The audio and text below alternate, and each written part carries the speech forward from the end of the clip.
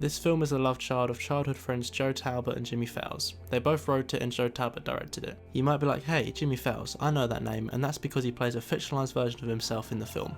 He actually did live in an old Victorian style house in San Francisco for his first 3 years until it was sadly foreclosed on as his family could no longer afford the payments. And then, like Jimmie in the film, he spent the rest of his childhood in foster care and public housing. This personal connection to the film and to the house that really is the linchpin of the plot really shines through. We as an audience really feel Jimmie's connection to the house and understand his love and his almost primal need to have the house, and when it's ripped away from him we feel that too. But amidst this heartfelt plot, Joe Talbot manages to explore the theme of identity, with elements of race, stereotypes and toxic masculinity being considered as well. This is all done on a backdrop of a San Francisco that is changing, and the effects of gentrification and poverty are very much at the forefront of this setting. I've called this video the identity of the last black man in San Francisco because I think identity is the strongest theme, but it's not the only thing I'm going to talk about. As I said before, toxic masculinity and gentrification are also a big part of this film, so those two might get a cheeky little mention as well. If you're going to San Francisco. If you haven't seen the film, first of all you probably should have if you're watching this video. It's about Jimmie Fails, who has seemingly devoted his life to an old Victorian house that his grandfather built in the 40s. Even though he doesn't own the house anymore, he still spends his time making sure it stays in good condition, painting the windowsills and taking care of the plants and that kind of thing, even to the new owner's dismay. He does all of this accompanied by his best friend Mont, played by Jonathan Majors. Mont is a budding playwright and is in the process of writing his latest play, based on a gang of seemingly generic thugs who hang out by his grandfather's house, where he and Jimmie live. There will be spoilers here, so proceed at your own risk.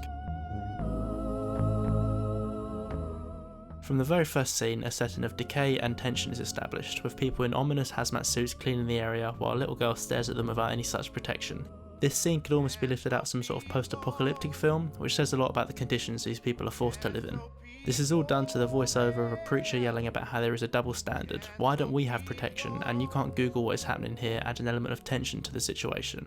However, he is preaching to an empty crowd, except for our two main characters, Mont and Jimmie. This preaching agitates Jimmie, causing him to abandon the bus and instead take his skateboard, with Mont running behind, which is quite funny. This suggests that Jimmie knows what is happening to his once great city, but is not ready to face up to it, and doesn't want to listen to what is being said.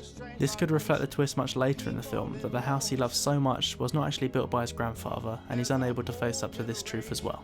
We then see Jimmie and Mont skate past new buildings being developed, establishing that the neighbourhood is undergoing gentrification. Perhaps the people in hazmat suits were only cleaning in order to make sure that it's ready and safe for the new, more wealthy inhabitants who are soon to move in and displace the current less well-off residents. We then get a montage of the struggles of the current residents, followed by the montage of middle-class white people looking kind of disgusted, and at one point we literally see a blind man walking past. This signifies how the middle class is blind to the struggles of those less fortunate. We then see a seemingly crazy white guy who is screaming at Jimmie and Mont to take me with you. This echoes numerous liberal middle classers who try to be all hip and cool and take on a fake conscience when talking to the less fortunate minorities. These type of people are seen throughout the film, and I'm going to call them the virtuitous liberals. So within the first 5 minutes, a rich setting has been established, setting up the theme of gentrification and that people either ignore the struggles or kind of like fake care about it, but not really. So this is a section on gentrification. I just want to preface it by saying that I do feel a bit uncomfortable talking about it, as it is an issue where race plays a big part, and as a white guy I obviously can't really understand the struggles that minorities go through, and I'm not going to pretend that after watching this film I'm some kind of expert on gentrification, but you can't really talk about this film without mentioning it, so here goes. This idea of gentrification lingers in the background for the whole film. It's even the reason Jimmie's family lost the house in the first place, as the neighbourhood was seemingly gentrified, meaning payments and upkeep on the house increased and Jimmie's dad could no longer afford it and it forced them out. This is seen again when they come across a former apartment complex that has been destroyed to build a new, more expensive building, and one of the characters says hundreds of families were forced out. There is a mean look on the builder's face, indicating that this is a deliberate process and done in spite to the poorer, mostly black communities. As I mentioned before, throughout the film there are numerous what I called virtuitous liberals. I think the real estate agent is probably the best example of this. He pretends to care about Jimmie and the house, stating that he drove past it on his way to school and tries to come across as more relatable to Jimmie and Mont. He even complains about the fact that there's all these people in the street and these big old houses are just sitting there collecting dust. This is all well and good, apart from the fact that he is literally facilitating what he just complained about. Again, showing someone who would probably call themselves a liberal, but ultimately doesn't truly care about those less fortunate. He does drop this facade later in the film when he kicks Jimmie and Mont out and reveals that he just copy-pasted the description of the house, showing that he doesn't really care about the house or gentrification. However, the film has a more complex message than simply gentrification is bad and rich white people are bad. The real estate guy does give Jimmie and Mont a week to move out and doesn't call the cops on them. While this isn't much, it does show that he has at least some humanity and suggests he is forced to work within the system that causes gentrification. So perhaps the criticism should be aimed at the system as a whole rather than the individual. The film also proposes that the new owners of the gentrified properties can care about their homes. There is one scene where Jimmie and Mont find the old owner of the house sitting regretfully on the stairs after she loses it due to a family disagreement following I think her mother's death. So she's obviously sad about losing the house, and we even see her crying earlier in the film when she's initially forced to move out. These scenes show that she did have a love for the house. Despite not having some kind of long-standing family connection to it, she still did have a connection to it, building upon the complexity of the message. It also again hints that the blame should be on the system rather than the individuals, as this woman hasn't done anything wrong personally and she only lost it due to the system of inheritance. Another instance of this complexity is when Jimmie and Mont are living in the house. They are seen to be mirroring the neighbours, showing that they might have become gentrified themselves, so perhaps the issue is more than just a simple racial divide. This is also seen in the short section where we see a poor and tired looking white couple, suggesting that they too have suffered from gentrification. However, I think this is the only time we see white people struggling, meaning that while they can suffer from gentrification, it's predominantly minorities who see the effect. So overall, this film is a good display of the effects of gentrification, but it does consider its complexities. I think it's a good film to watch with the stuff going on at the moment, as it gives an insight into what some of these minority groups are going through. Throughout the film, Jimmie is shown to have a deep care for things, the house being the most obvious example. About halfway through, Mont pretty much sums this up by saying, "You cared about things, I liked you." This also reveals Mont's appreciation for care, but more on that later. This care is best exemplified in his job, as a carer. This allows him to foster his nature. At one point, a woman with Alzheimer's who can't remember him calls him a nice man, further hammering home that being caring is natural for Jimmie. It could be that he's been able to embrace his caring nature due to the house, which gives him something concrete to care about. This is contrasted by Kofi, a member of the gang who grew up with Jimmie in a care home.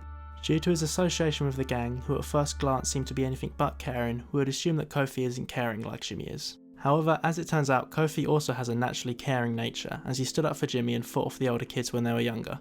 But Kofi wasn't able to foster this nature as he had nothing to tie it to. Growing up in a harsh world where gentrification has pushed people like him to the fringes of society, he fell into a gang that forced him to conform to their toxic masculinity. And this even led to his death eventually, as he was shot by a rival gang. On the other hand, Jimmie had his house, which gave him something to care about, and Mont, who is also shown to be caring, had his plays. As Jimmie and Mont both had something they could channel their care into, it stopped them from falling into gangs and violence, like Kofi did. This is pretty much summed up after Kofi is killed, and Jimmie said that he could have been just like Kofi if it wasn't for the house, almost meaning that the house saved his life. So it's clear that Jimmie's entire identity is reliant on the house, and this has generally been a good thing for him.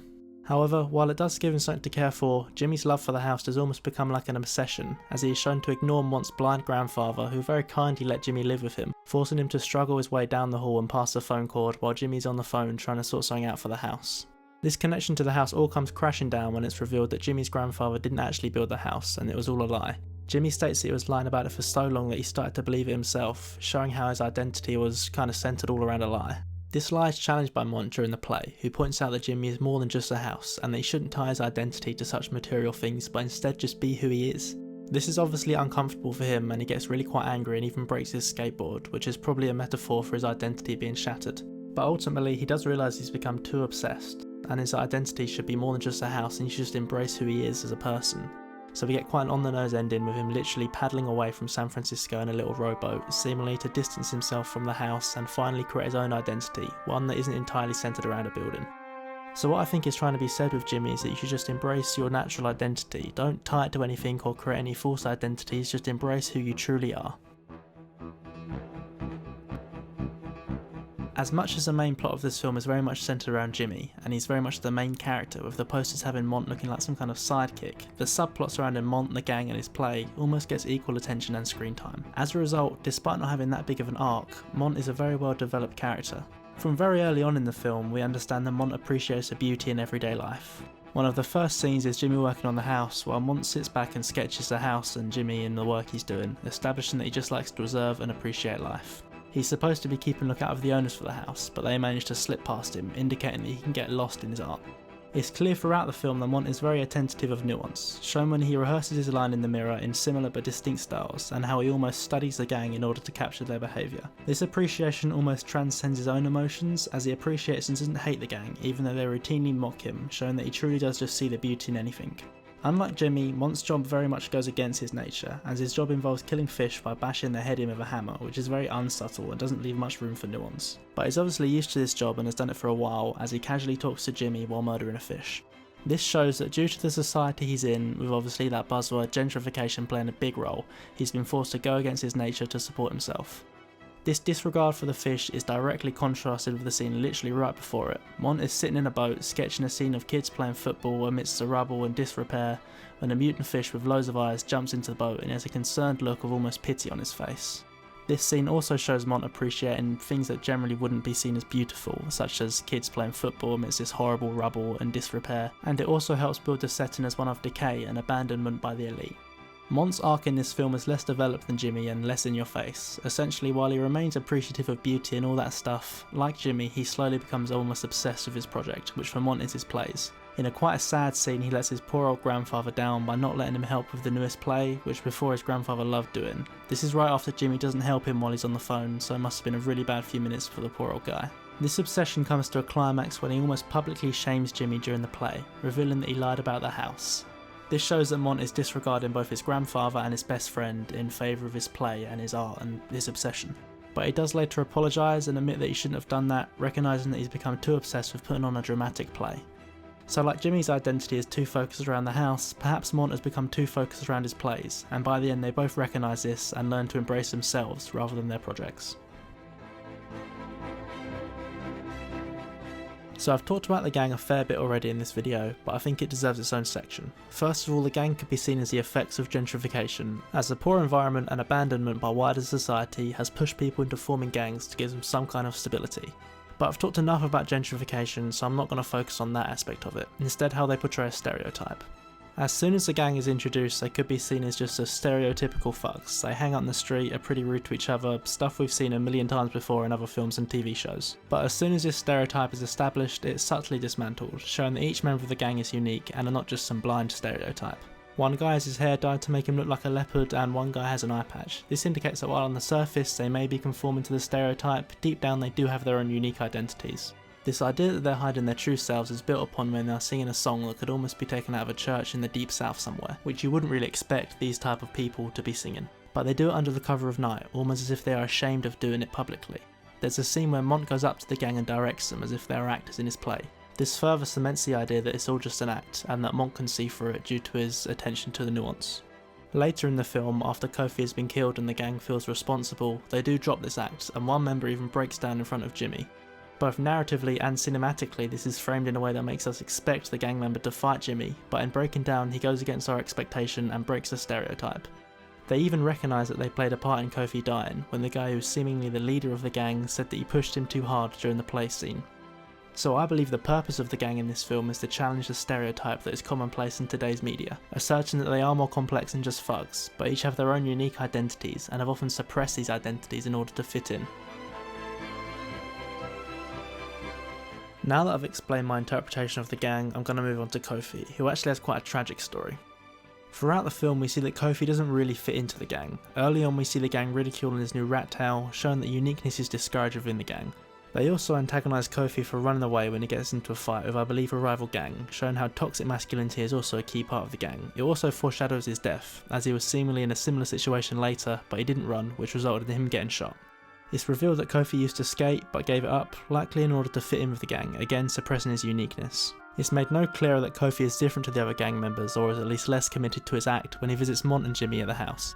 He really likes the house and is almost jealous of Jimmie and Mont for having something like it, suggesting that he wishes he could embrace his true nature, but the gang would just further ridicule him. The idea that Kofi has been forced to conform to the gang's ideals is also seen in the scene I talked about earlier. When Mont directs them when they are actors, Kofi smiles during this scene, suggesting that he's tired of conforming to the gang's standards. But he still does continue to conform, and it reaches a peak during the last scene we see of him alive. The gang are all talking shit to Jimmie and Mont, making fun of the house, and Kofi joins in, despite earlier saying he really liked it. He even takes it a bit too far and brings up Jimmie's parents. This gets him lots of praise from the gang, making it clear they just want people to conform to their toxic masculinity. However, after all the shit talking, Kofi looks sad, almost disappointed in himself, showing that he feels bad for making fun of Jimmie and didn't really believe the things he said. So the Kofi character shows the perils of toxic masculinity and gang culture, and suppressing his identity led to his death, as it was just a gang who conditioned him to talk shit, and when he did it to a rival gang they shot him. Conformity and toxic masculinity are clearly responsible for his death, so the film could be seen as a critique of that. Joe Talbot and Jimmie Fails managed to make a very complex film that gives a good look into gentrification and an in-depth exploration of the theme of identity. Given the issues going on at the moment, now is no better time to watch it, although I would say films like Blindspotting are perhaps more relevant given that it tackles police brutality, which isn't really present here. This was my first so-called video essay and analysis of a specific film, so I hope you enjoyed and thanks for watching.